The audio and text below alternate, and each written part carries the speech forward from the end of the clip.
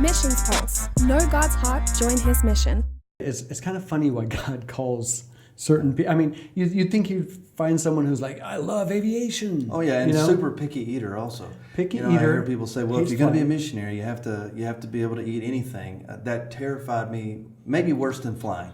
That terrified me. And the first time they brought out some balut, in Southeast Asia, or some durian, or brought out some chicken feet, or things that I had no idea that existed, squid eyeballs, and all kinds of things. And you find out that when you eat them, it opens up major doors. They bring it out and put it in front of you, and you're in your head praying, can I do this without embarrassing myself, choking and gagging and all these things, and then somehow you pull through.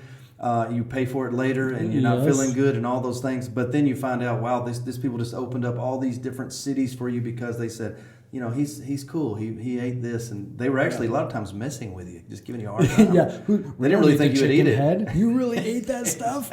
Okay, so what's the craziest thing you've ever eaten? You've traveled a lot of countries around the world. Yeah, for some guy who hates travel and is picky food.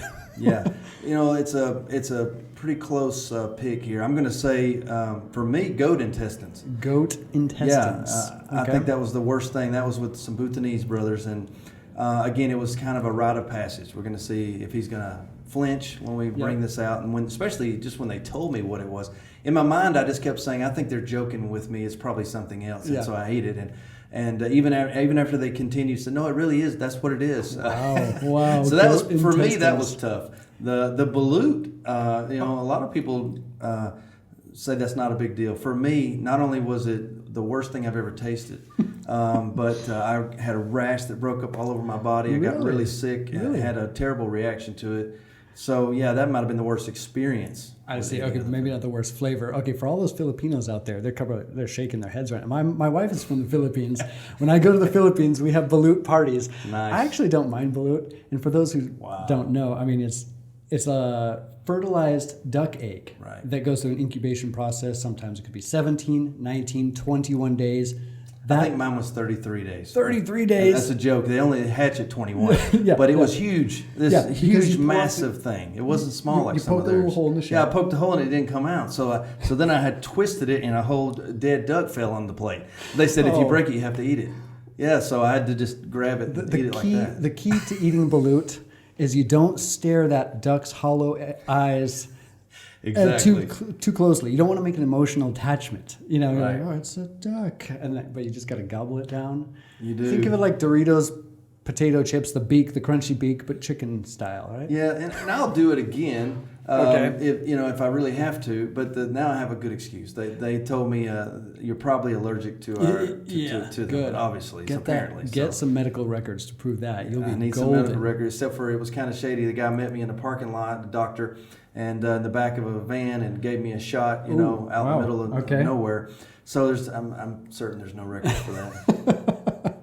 Well, going back to what you said, Luke 10, Jesus sends out his 72, all these disciples going 2 by 2 into these places, really unreached areas. Yeah.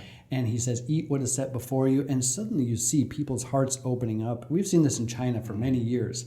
You walk into a village, there are no known Christians. There's no one there to welcome you. You're like, what am I doing here again?